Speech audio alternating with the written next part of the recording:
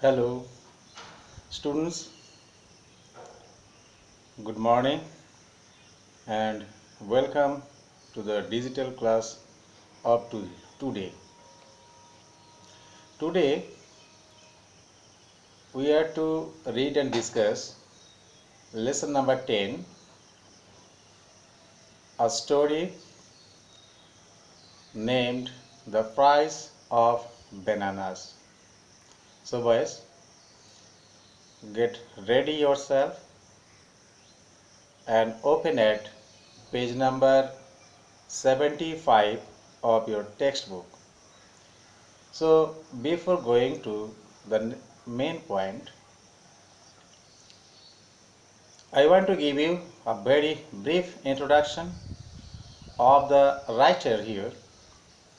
As you know, there are some Indian writers who writes in English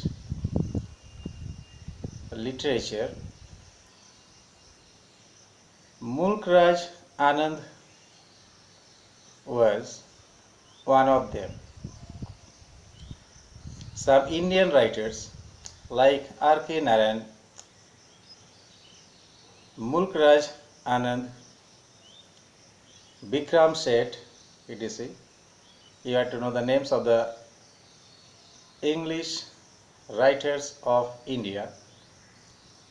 So Mulk Raj Anand was one of them.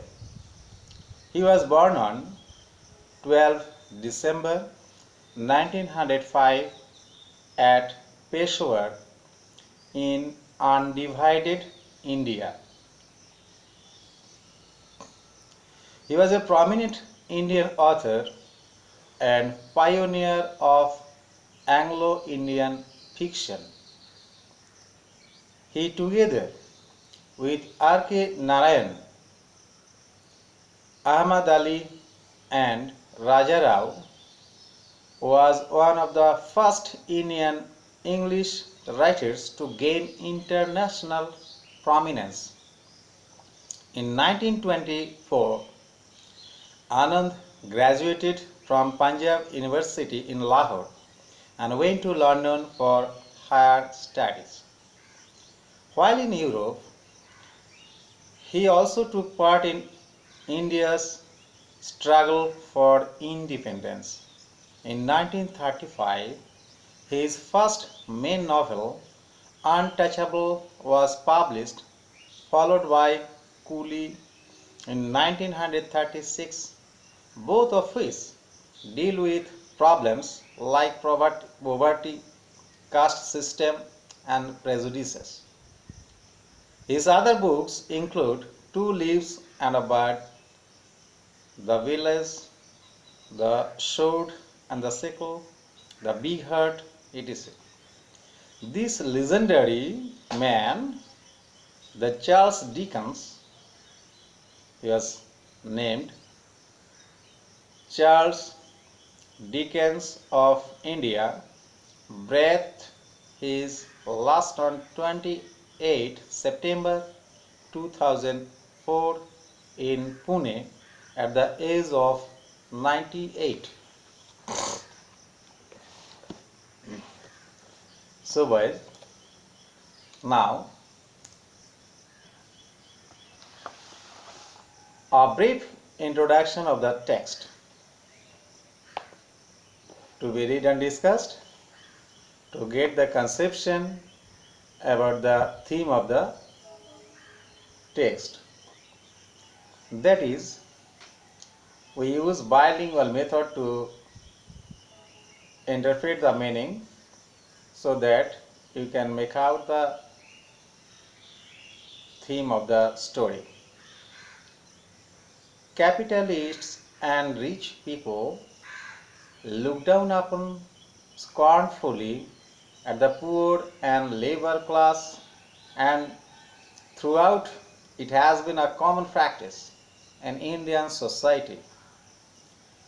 So in your mother tongue, capitalists, পুঁজিবাদীরা, and rich people, ধনী মানুষেরা, look down upon, নিচু চোখে, অবজ্ঞা ভরে, scornfully অবজ্ঞা করে গরিব মানুষ যারা লেবার শ্রেণী এবং সমাজের যারা নিচু শ্রেণীর মানুষ তাদেরকে দেখত এবং এটা তৎকালীন বা এখনো কিছু কিছু জায়গায় সমাজের একটা সাধারণ একটা ব্যাপারে বা রীতিতে পরিণত হয়েছে। In this text, the author brings out the ironical meaning of this rich and poor notion by showing how at times by acting haughtily and disgracefully. So এখানে লেখক যেটা বলতে চেয়েছেন যে ধনী এবং গরিব এই ধারণাটির আয়রনিক্যাল মানে বিদ্রূপাত্মক অর্থ তুলে ধরেছেন এবং সেটা দেখিয়েছেন যে কিভাবে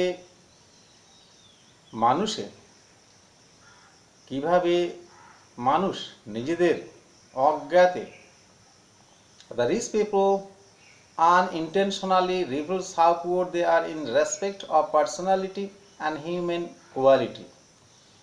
So গরিব মানুষের প্রতি এই ধনী ব্যক্তিদের যে অ্যারোগ্যান্ট, হটি এবং ডিসগ্রেসফুল এই ধরনের যে মানুষ উদ্ধত এবং অশালীন ব্যবহারের মধ্য দিয়ে এই সমস্ত ধনী মানুষেরা অজান্তেই নিজেদের যে মনুষ্য কোয়ালিটি, মনুষ্য গুণাগুণ এবং ব্যক্তিত্ব তারা এই সমস্ত গরিব মানুষের চাইতেও হীন বলে নিজেদের প্রমাণিত করেছেন। On the contrary, poor people, unconscious of what wealth they carry within, gifted by Mother Nature, often expresses compassion, kindness, and other richer human consciousness, but without pride. কিন্তু দেখা যাচ্ছে যে গরিব মানুষ অন্যদিকে on the contrary means বিপরীত ক্রমে বা অপর দিকে পুয়ার পিপল যারা গরিব মানুষ unconscious of what wealth they carry within, তারা জানে না, তাদের অজ্ঞাত সারেই যে তারা কি গুণাগুণ বয়ে নিয়ে চলেছে তাদের নিজেদের মধ্যে, যে গুণাগুণটা গিফটেড বাই মাদার নেচার, প্রকৃতি তাদেরকে গিফট করেছে। অফন এক্সপ্রেসেস কম্প্যাশন, তারা প্রায়ই প্রকাশ করে সহমর্মিতা, কম্প্যাশন সহমর্মিতা প্রকাশ করে। কাইন্ডনেস, তারা দয়া প্রকাশ করে। And other richer human consciousness but without pride, এবং অন্যান্য মূল্যবান যে সমস্ত মানবিক বোধ সেইগুলো তারা প্রকাশ করে এবং সেটা তাদের নিজেদের অজান্তেই। So boys, this is the brief introduction to the text. Now we are to discuss the topic. So before going to the main topic, you are to know the interpretation in Bengali. The introduction here is a very brief introduction, though I have given you the introduction of the author, of the writer. So here is also a very brief introduction. So listen to. Well, Mulk Raj Anand was a prolific writer who earned great admiration for his short stories and novels like Coolie, Untouchable, The Village, etc. So Mulk Raj Anand, prolific writer. Here's a new word for you. Prolific. এটা মানে কি? Prolific মানে হচ্ছে অনেকগুলো লেখা একসঙ্গে লিখেছেন, এইরকম একজন লেখক, তাকে বলা হয় প্রলিফিক রাইটার। তিনি কুলি, আনটাচেবল, দ্য ভিলেজ এই সমস্ত বিষয়গুলো লিখে, শর্ট স্টোরি লিখে তিনি বিখ্যাত হয়েছেন, প্রশংসার অধিকারী হয়েছেন। where he depicted the lives of the poor castes in traditional Indian society, যেখানে দেখা যাচ্ছে যে আমাদের যে ট্র্যাডিশনাল যে সোসাইটি, আমাদের যে চিরাচরিত যে সমাজ, সেই সমাজে গরিব মানুষের অথবা পুয়ার কাস্ট মানে যারা গরিব মানুষ, সমাজের যারা নিচু শ্রেণীর মানুষ, তাদের জীবন তিনি এই সমস্ত শর্ট স্টোরির মধ্যে ডেপিক্ট করেছেন, মানে বর্ণনা করেছেন। So what is in the text is to be known. A very brief is given here for your conception. So know the concept of the story, that is about the theme of the story given here in brief. This text an abridged version of his story of the same name. এখানে যে গল্পটা দেওয়া হয়েছে সেই গল্পটা একই নামের গল্প, এটা বড় গল্প ছিল, সেটাকে অ্যাব্রিজ করা হয়েছে, মানে ছোট করে এখানে দেওয়া হয়েছে। Presents an apparently funny situation where a businessman has his beloved cap seized by a monkey. এখানে তিনি দেখিয়েছেন কি, বাহ্যত তিনি দেখিয়েছেন একটা মজার ঘটনা, যে একজন ব্যবসাদার মানুষ, যে ব্যবসাদার তার সবচেয়ে প্রিয় একটা টুপি, যে টুপিটা একটা মাঙ্কি ছিনিয়ে নিয়ে গেছে, and finally gets his back by offering the offending monkey a bunch of bananas. এবং শেষমেশ দেখা গেল কি, যে সেই মাঙ্কিকে বাঞ্চ অফ ব্যানানা, একগুচ্ছ কলা দেওয়ার পর সেই টুপিটা ফেরত পাওয়া যায়।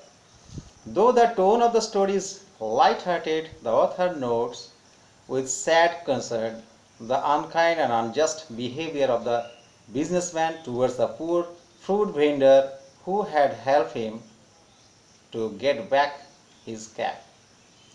যদিও এই